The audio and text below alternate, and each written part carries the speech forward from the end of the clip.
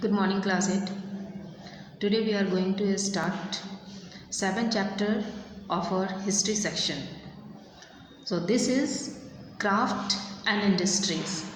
So of course we will talk about the craft and industries of our country. This chapter starts with the reference of our industries given which were practiced by Indian people, Indian weavers and craftsmen before the British rule. So at the beginning of the modern period, India and many industries that produces handicraft, among these were the textile and metal work industries. Both these industries played major role in the shaping of some of the most important event in India.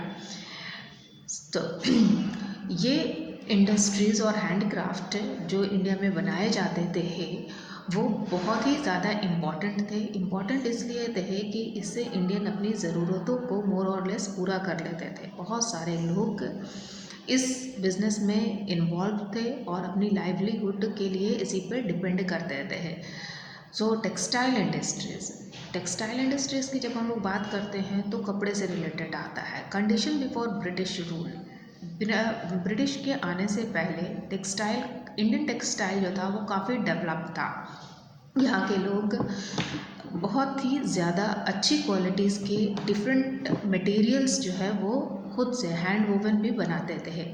Before coming under British controls in the mid 18th century, India was one of the world's largest producer and exporter of raw cotton and handlooms textile.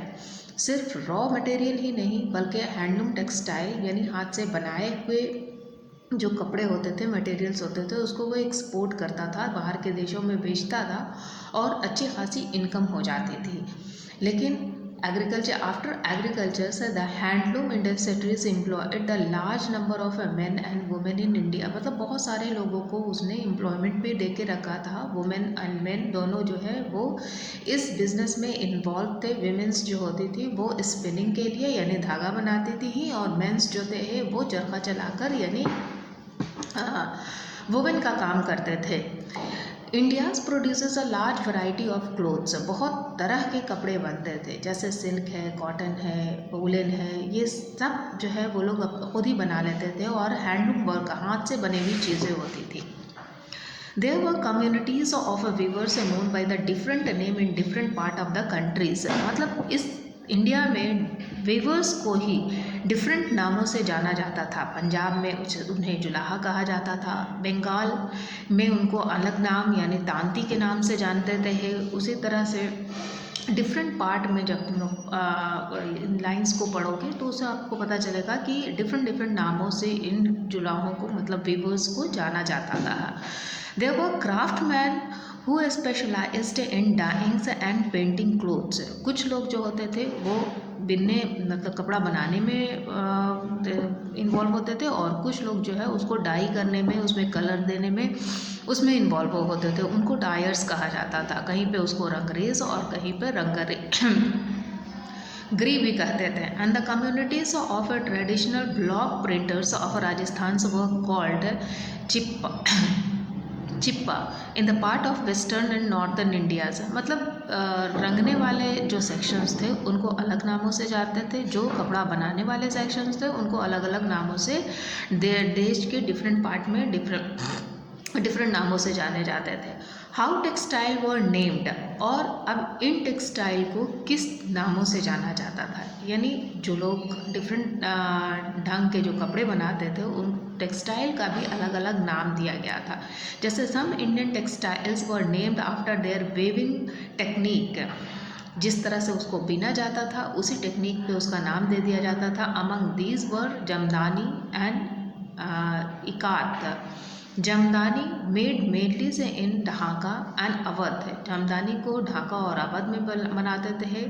Involve the silk full used of white and black golden, silver and other coloured threads of, यानी silk thread को use कर करके जो कपड़े बनाते थे उसको जामदानी कहा जाता था। And weave geometricals and flower prints into the fabric, उस पर ज्योमेट्रिकल और फ्लावर प्रिंट भी करते थे ये लोग। अब अलग अलग तरह के प्रोडक्ट बनाते थे, अलग अलग तरह के मटेरियल यूज़ करते थे, कभी कॉटन, कभी सिल्क, कभी वूलन, कभी सिंथेटिक मटेरियल से यूज़ करके ये लोग अपना फाइबर तैयार करते थे और उस फाइबर से अलग अलग डिज़ाइन देकर अलग अलग कपड़े बनाते थे, उनको अलग अलग नामों से जाना जाता था। Sometimes textiles came to be known by the name given to thems by trader, कभी कभी ट्रेडर ही उनको अपना नाम दे देते थे। For examples muslin, calico and chintz, यानी मुस्लिम्स इन कॉटन फैब्रिक का, यानी मलमल का नाम सुना होगा, मुस्लिम्स उसी को कहते हैं, मुस्लिम, कैलिकोस एंड चिंजीज। बहुत ही पतला कॉटन होता है, मलमल उसको कहा जाता है। Was a very popular among the fashionable European womens, although wovens by the weavers of Dhaka in Bengal, और ये ढाका में मतलब बंगाल के ढाका शहर में बनाया जाता था। It is named after a place called Mosul now in Iraq. अब जो है ये प्लेस इराक में है, इस इराक के प्लेस के नाम पर यहाँ पे इसका नाम दिया गया था मुस्लिम।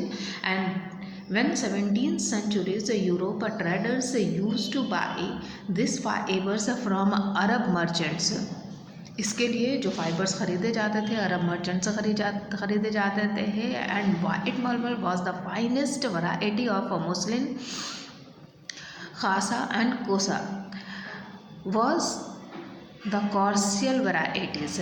अब मलमल जो होता था, मुस्लिम जो होता था वो फाइनेस्ट होता था, और उसके अलावा दूसरे मलमल को भी, मतलब कुछ रफ़ क्वालिटीज़ के भी मलमल होते थे, उसको खासा और कोसा कहते थे। Calico was the coarse cotton fibres which was not bleached traded to make it pale और वाइट। कोसा जो होता था उसको पीला या सफ़ेद नहीं किया जाता था। And the 17th century Portuguese traders name it after Calicut, Calicut के नाम पर कालिको इसका नाम दिया गया था। और यानी हर कभी किसी शहर के नाम पर, कभी उसके विभिन्न टेक्निक के नाम पर, और कभी वहाँ से आए हुए प्रोडक्ट के नाम पर इसका नाम दिया जाने लगा। यानी डिफरेंट नेम, डिफरेंट फाइबर्स को देकर ये पॉपुलर थे। They were used to make dresses and furnishings, यानी कपड़ों का इस्तेमाल ज़्यादातर ड्रेस बनाने में, और फर्निशिंग मतलब पर्दा है, चादर है, इस तरह की चीज़ें बनाने में किया जाता था। British trader in India textiles, अब जब ब्रिटिश लोग आकर इंडिया को ओवरथ्रोन कर लिया, तो यहाँ की सारी इंडस्ट्रीज़ पे भी उन लोगों ने अपना इंटरफेरेंस स्टार्ट कर दिया। इसको हम लोग नेक्स्ट क्लास में पढ़ेंगे। आज के लिए इतना ही। And you are suggested to go through the lines of this chapter and better to do question answer which is given in objective. That's all for today. Thank you.